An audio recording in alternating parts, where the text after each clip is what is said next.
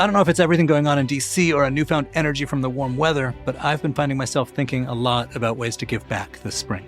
The District Bridges Community Navigation Program helps neighbors in need navigate the complex system of support programs in DC. Their small team literally walks the streets of DC, establishing relationships with people and connecting them to the services they need, housing, medical care, as well as education and employment resources. And you can help them out too.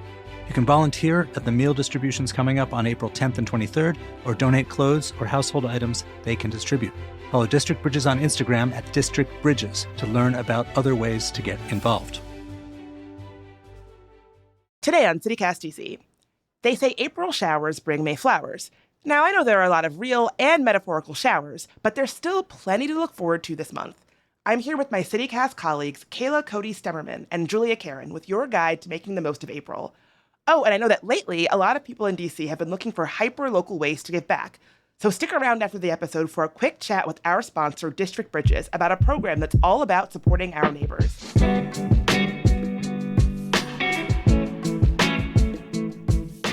Today's Tuesday, April 1st. I'm Bridget Todd, and here's what DC is talking about.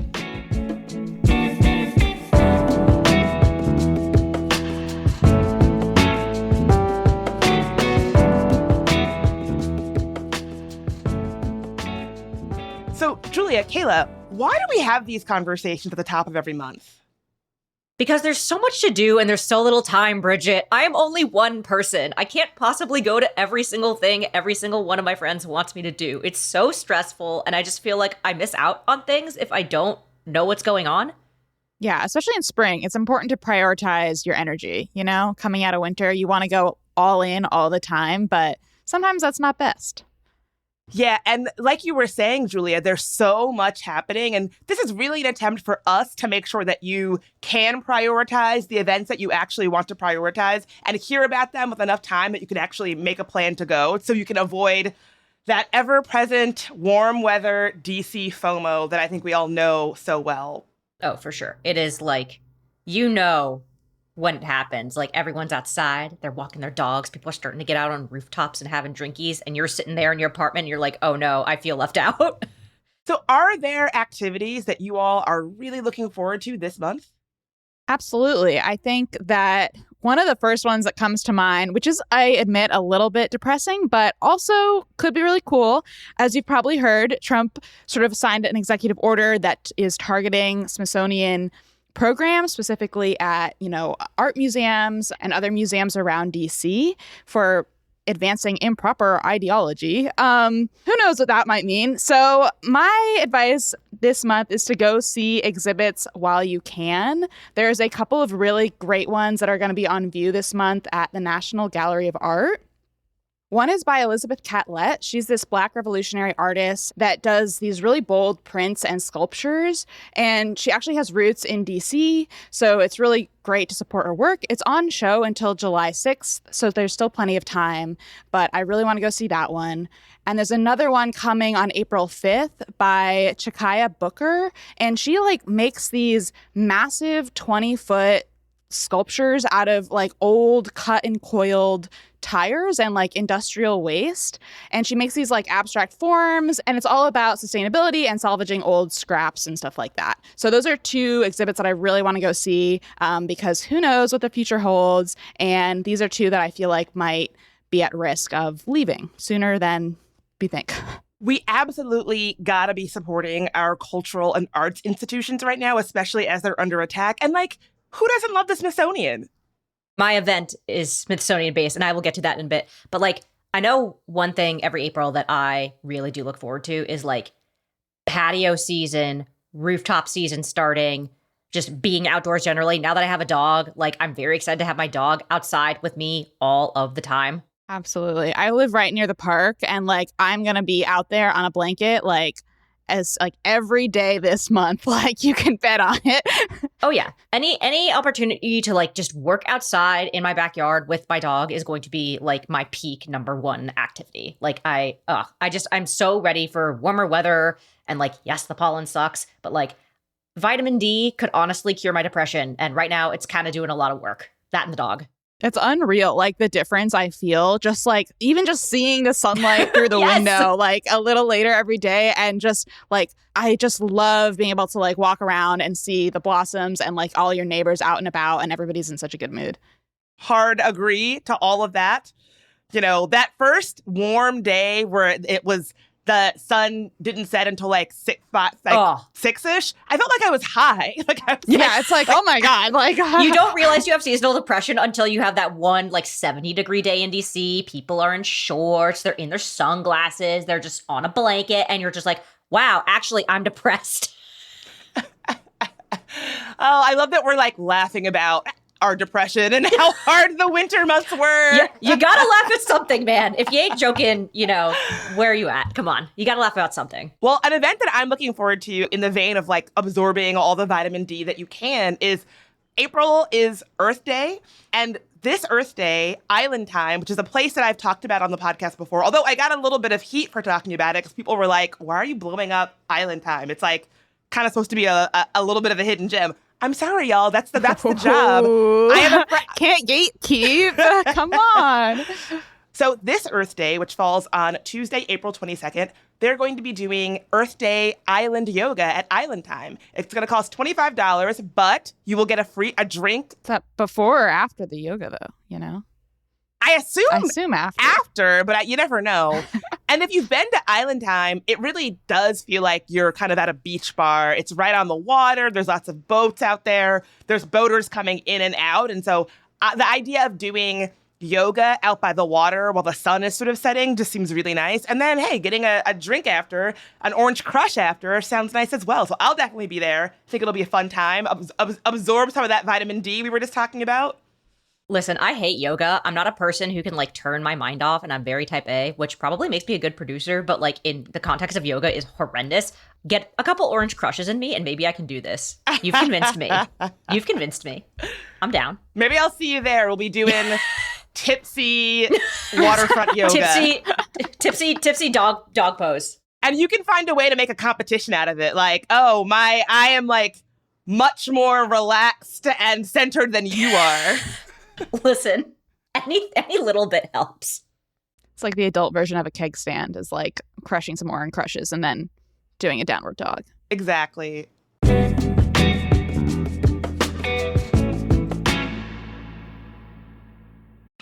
They're taking the hobbits to DC? That's right, the stars of The Lord of the Rings, including Legolas, Gimli, and Samwise Gamgee, are bringing Middle-earth to the Walter E. Washington Convention Center at this year's AwesomeCon. Catch the stars of The Lord of the Rings, The Goonies, Teenage Mutant Ninja Turtles, and so many more of your nerdy favorites at this year's convention. There will also be tabletop gaming areas, retro arcade consoles, and so much more. The show runs April 4th to 6th. Buy your badges now at awesomecon.com. That's awesomecon.com. I've said it before and I'll say it again. DC's theater scene is so underrated. You may have even heard our whole episode about all the great work happening on DC's smaller stages. And if you need another sign to tap into it, this is it. Mosaic Theater Company brings the DC premiere of Colored Water to the stage, spotlighting one of the most pressing social issues of our time, the right to safe, clean water. The play is set in Flint, Michigan, and follows a General Motors employee on the verge of a promotion when her sister's activism threatens to upend their family's stability. The play is powerful, poetic, and urgent, shining a light on Black women's resilience and environmental injustice. There is no better time to experience theater in DC. Colored Water runs at Mosaic Theater April 3rd through April 27th at the Atlas Performing Arts Center. Get tickets at mosaictheater.org.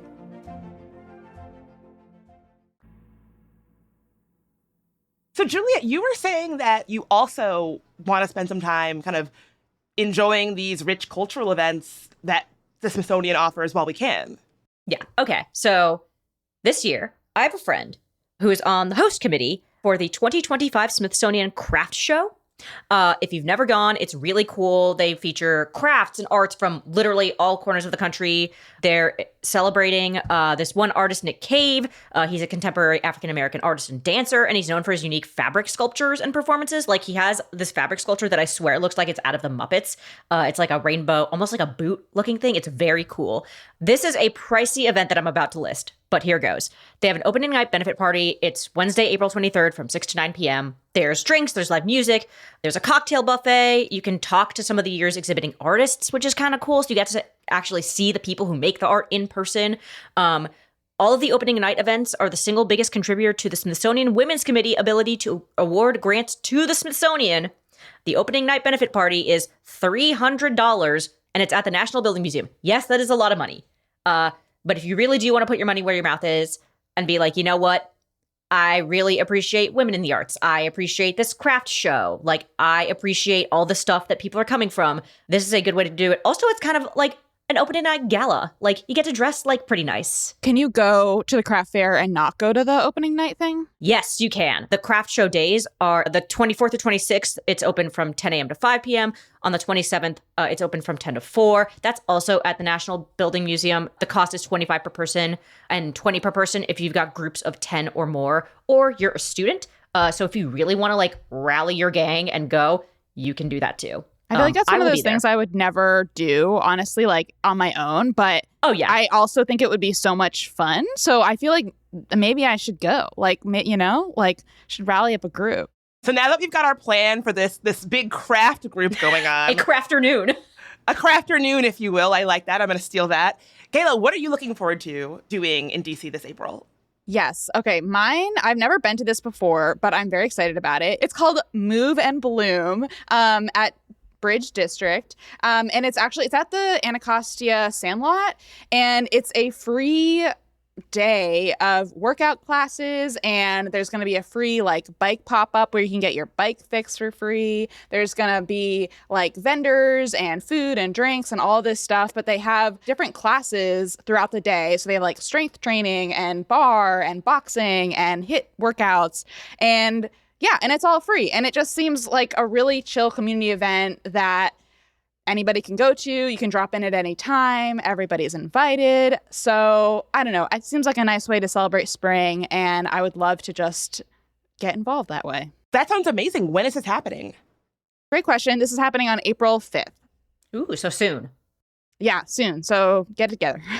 I have been needing to get my bike tuned up for, honestly, years. I've been putting it off. This might be the time. It's amazing. Yeah, like I also did that, and then I got it tuned up one time because it's kind of like expensive. It's like $100 if you go to a bike shop, and I got it tuned up one time, and it's like, oh my god, I was like, oh my god, this feels so nice to ride. Like I forgot how fun it is to ride a bike in the city. It's like a brand new bike. Yeah, it's like a brand new bike, and so now I do it every year, and it's just like kind of, it feels so nice. Ooh, speaking of brand new bikes, did you know that the Washington Area Bicycle Association actually has classes in April to help folks bike more confidently in the city? I just learned this. Oh, I love that. So this was like built for me because I am a scaredy cat when it comes to biking in the city. I've had one too many close calls where I'm like, ooh, maybe not, which is hilarious because I scooter in the city totally fine.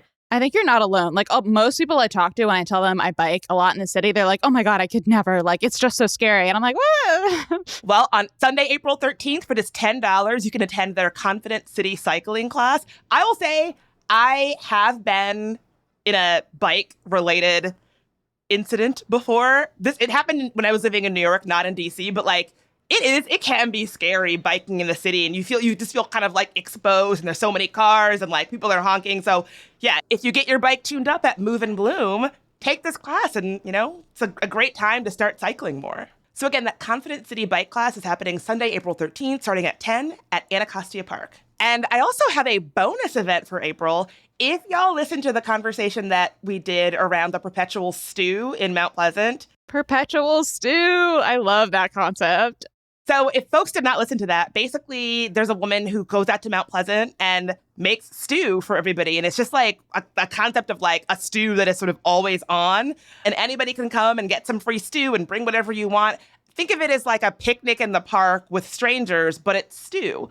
Well, the person behind that is a good dear friend of mine, Robin. She is awesome. She is a really phenomenal human and collaborator and connector. And she actually throws a dance series, like a queer dance series called Disco Tits, that is happening soon, again, April 30th at Lamont Royale in Adams Morgan. Starts at 8 o'clock, goes to late, and it's free. And so Robin is one of those humans who is like just a connector and like loves to do interesting little things and is like, oh, well, what if we did this? And so if the idea of a quirky perpetual stew that anybody can get involved in tickles your fancy, why not check out a dance night that she helped organize?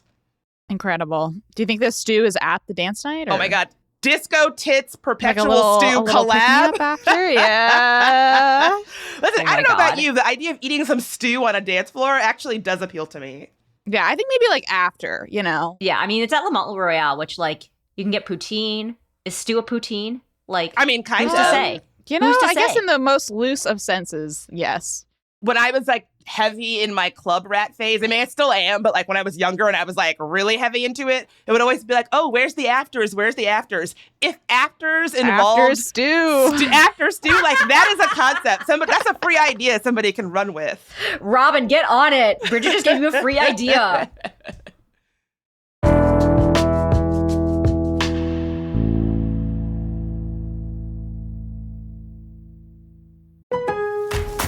Hear that? It's SpringFest savings calling your name, only at Lowe's. Right now, get a free Select Ego 56-volt battery when you buy a Select Ego trimmer, blower, or mower. Plus, get your choice of any 2 bags of Miracle Grow organic soil mix for only $16. Shop these can't-miss deals in-store or online today. Lowe's, we help, you save. Valid through 4/2. Selection varies by location. While supplies last. Excludes Hawaii. This episode is brought to you by the Nissan Armada Pro 4X. With a twin-turbo V6 engine ready to propel your adventures, up to 8,500 pounds of towing capacity to haul all your favorite toys and space for 8 passengers. Nissan's most powerful car yet will chew up and spit out anything you throw at it. Learn more about the all-new 2025 Nissan Armada at nissanusa.com. Towing capacity varies by configuration. See Nissan Towing Guide and Owner's Manual for additional information. Always secure cargo. So yeah, that's a little tip for after clubbing. Maybe try some stew. What other tips do we have for folks in April? I mean, that really covers it, I think. But what else is there? Well, my tip is that it is unfortunately pollen season, the great detractor of all spring activities. And I literally never had allergies my entire life until I came to DC, and all of a sudden I feel it. So I think it's tree pollen season right now, but lucky for us, there's different types of pollen that go all throughout spring and summer. So if you're not having it now, you could get it later. And there's all sorts of things that you can do to basically insulate your home and like make sure that you're not breathing in as much pollen. We actually have like a whole guide to this on our website, but essentially it comes down to like cleaning regularly, making sure you're washing your clothes after you go outside. You know, you can DIY air filters. People have thought of like all sorts of just like really niche tips that help a lot. Even just having like your exhaust fans cleaned, cleaning out your fridge, like everything like this can help a lot when it comes to just like dialing down those allergies and making spring just a lot more enjoyable for yourself and being able to get outside. So Oh, I love that. I am a lifelong allergy sufferer. I actually just learned a little something. If you take Flonase, the nasal spray, you're meant to take that every single day. And I've been taking it sparingly or as needed, but my doctor was like, oh, you should be taking it every single day. And like it builds up efficiency over time. I had no idea. Interesting. Okay, well, maybe it'll turn a new page for you, Bridget. I'm like not kidding when I say it has been life-changing. What about you, Juliet? Okay, so in Kayla's view of spring cleaning, now is the time of year where every year I go to the dry cleaner with like my winter jackets or like my down comforter and I get them cleaned. So all the gunk, all the stuff that you accrued during the winter, it's off. You're not going to need it anymore. And then I put it into storage. That way, next fall, when I go and get my stuff, it's ready to go. I don't have to think about, wow, like, was this just sitting in my closet and like maybe there's mothballs here? No, I don't have to think about it. It's already done. It's already clean. And it makes me feel like happy inside because it's just a small, it's a small little thing. But like when you forget it, it's awful. It gets so smelly. It's it gets so like gross. that neoprene like has that really gross like smell to it if you don't clean it properly. My tip is go to your local dry cleaner, treat them right, get all those jackets that you're not going to wear for the next 6 months and just let them go nuts on it. I will say, though, In addition to a tip, I have one gripe now. I don't know if we can add gripes to the tip counter, but we are about to do it. Oh, I am officially turning this into a tip/gripe airing session. Incredible. Okay, I am a person who has a dog. I love my dog very, very much. I don't love your dog very much, though. When springtime rolls around, please, please, please keep your dog on a leash. I swear to God, I don't want a random dog walking up to me, trying to lick me. I know that they're cute. Fido maybe doesn't have the best recall, though. I don't care if they're off-leash trained. I don't care if they're e-collar trained. Please, for the love of God, just even in the woods, just please keep them on a leash. I don't care if it's a long line. It can be 30 feet. Even that is preferable to letting your dog off-leash. And I know that this happens at Malcolm X Park, Meridian Hill Park. Please, please, please, just It's crazy in that park, let me tell you. Oof. Oh my gosh. If I spoke, I would be. I mean, I'm a dog lover. I don't have a dog, but I like dogs. Listen, I'm taking the hit for all of us. If I spoke about my opinions on dogs, I will be fired from this podcast. Like dog people would run me out of town. I mean, this could be a whole other episode. We have gotten out of control with the dog stuff. I love dogs. Keep it on a leash. I don't need to see it in a restaurant. I don't need to see it in a grocery store. I saw somebody with their dog at a grocery store in Adams Morgan recently, and they had taken a poop on the floor. Don't need to see it. No. We have gotten out, I love dogs. I love dogs. Yes, dogs. Yay, dogs. Furry friends. All for them. Let's have some common decency, folks. Let's rein it in. Leash them. Come on. Just a little bit. I'm not saying in your own backyard, Fido can't go bonkers, or if you want to have a sniff spot, which is a thing you do. It's like an open field. You let your dog run off leash. Hell yeah, do that. I let my dog run off leash in the backyard of my condo building. It's awesome. She loves it. But please, if you're on the street or in the farmer's market or especially in the woods, please leash your dog, guys, please. Well, it's sort of related to my tip, which is a tip for everybody living in DC, but it's really more of a gripe disguised as a tip. As we were talking about earlier, the weather is warming up. It's nice out. It's sunnier for longer. You're probably going out on the weekends with your friends, doing some day drinking. I'm all for it. Sit on a patio. I'm all for it. When you go to leave, you and your friends are feeling pretty good. You're 3 mimosas in, whatever. When you're walking on a sidewalk, you cannot walk 3 abreast, 4 abreast. I was like, where is this going? I feel like we've all been inside. Maybe we forgot how to move in public outdoor spaces. That's okay. Great time to hit a refresh. So if you and your friends are walking side by side and someone's walking in the opposite direction, somebody's got to move. And shouldn't it be the person that is walking in a massive group blocking the sidewalk?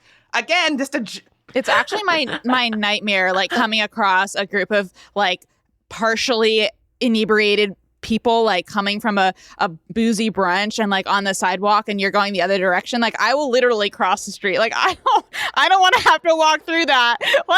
Especially when they're walking slow too. If they're and they're wobbling and you can't get around them. It's like Frogger. It's awful. So I go for a walk through Adams Morgan every day as my exercise. I encounter this multiple times. If I go on a Sunday, it's happening no less than 5 times, right? Or it'll be a group where they're clearly trying to coordinate directions or coordinate where they're going to go. So they're standing in a circle in the middle of the sidewalk. The sidewalk is for moving. If you've got a mobility challenge or a small child, this is not for you. But if you, there is no need to be blocking the sidewalk. So just remember, as it gets warmer out, there are rules to how we traverse and share public space outdoors. Refresh yourself. Have a little decorum. I don't know if you all are familiar with the writer Fran Lebowitz. She has this great show on Netflix called Pretend It's a City. And the reason why it has that name is she's city of millions of people. I'm the only person watching where they're going. Pretend it's a city. Pretend people got places to go. That is my gripe. It'll be a tip for the rest of DC if you and your friends navigate the city street like you've got some sense. Bridget Foley said, I want single file on the right like you're in school. I'm not kidding. When I'm walking in a group and someone's coming toward us, I'm fall in, everybody. Get behind me. So if you're someone listening and this is helpful to you, whether it's the events or the gripes, teaching you how to be a better neighbor to the city, how can folks support this and keep this kind of content coming? Become a CityCast DC member, Bridget. Woo! Seriously, our members help keep us around. They're our biggest supporters. We love having them and being able to talk to them and bounce ideas off of them. We even had our first membership event recently, which was amazing. So I really encourage you all to try it out and become a CityCast DC member. It's seriously like the price of a cup of coffee. So yeah, it's $8 a month. It's awesome. Membership.citycast.fm. That is a lot less than the crafternoon I had planned for that gala at $300. Well, Julia, Kayla, I will see you at the crafternoon, and I guess, Kayla, I'll see you over some stew. oh, yes. And y'all, don't go anywhere. Our sponsor, District Bridges, is joining the show now to talk about their community navigation program. It's all about dedicated street outreach to make the city a better place to live.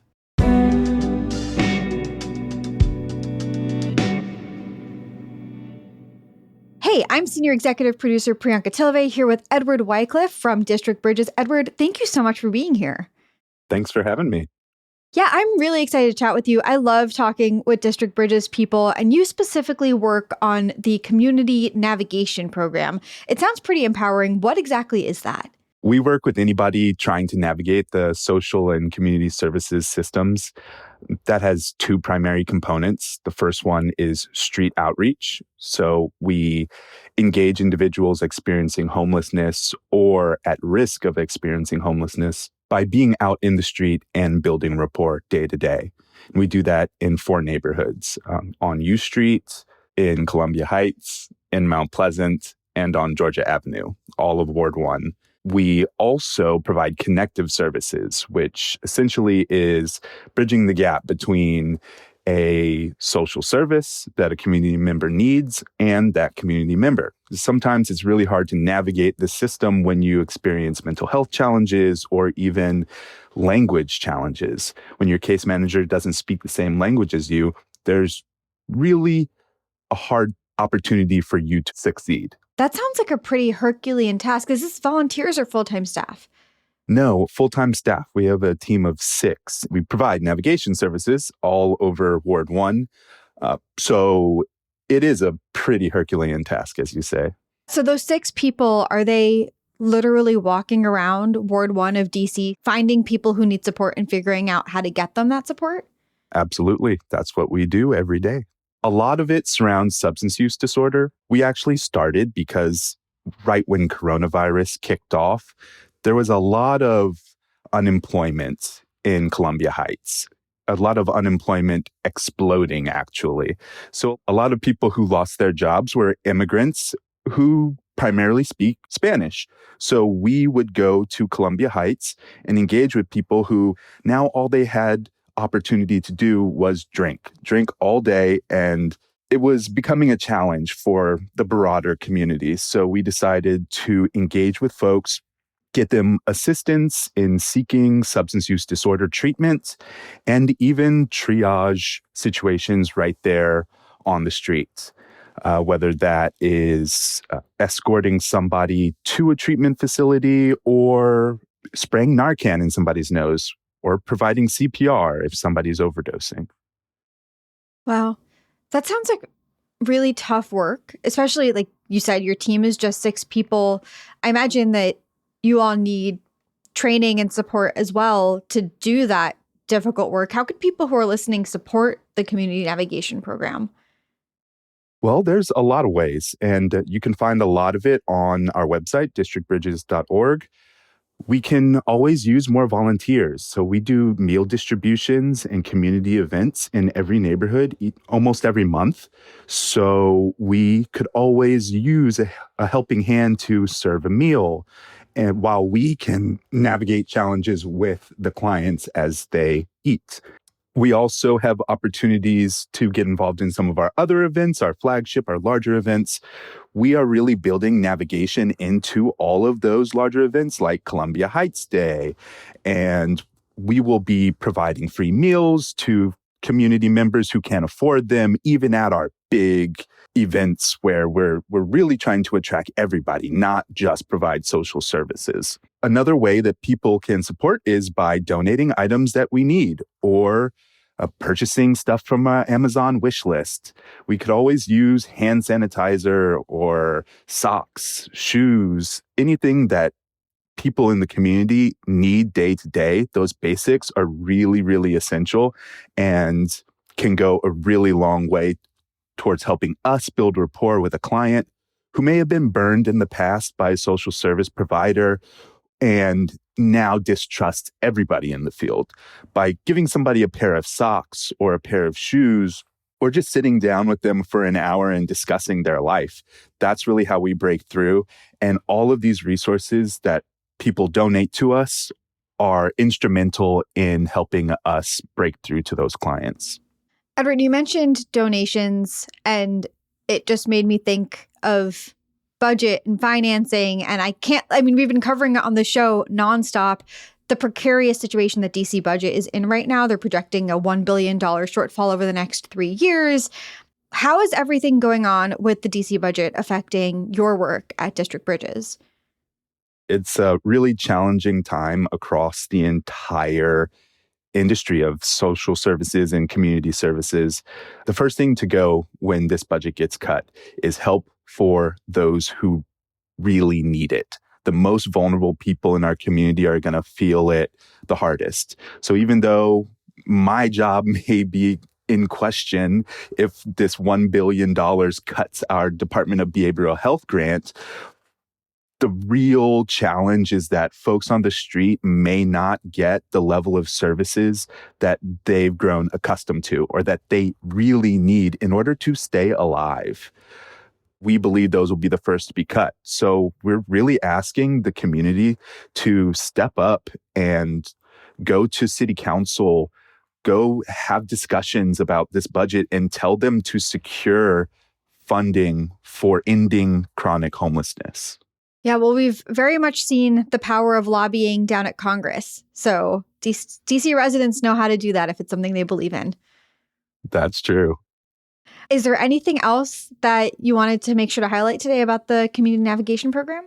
So we have a meal distribution at Bruce Monroe Park on Georgia Avenue on April 23rd, and a meal distribution in Columbia Heights at the Civic Plaza on April 10th. So come out, be a part of your community, meet us, meet the navigators or the gators as we call them, and have some fun with us while helping others.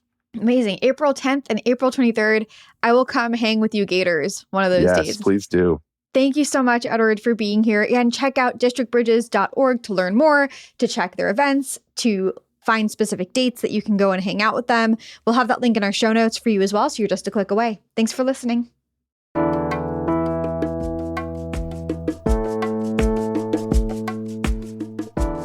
And that is going to do it for today on CityCast DC. And if you enjoyed the show, text your friend who loves a good bowl of stew.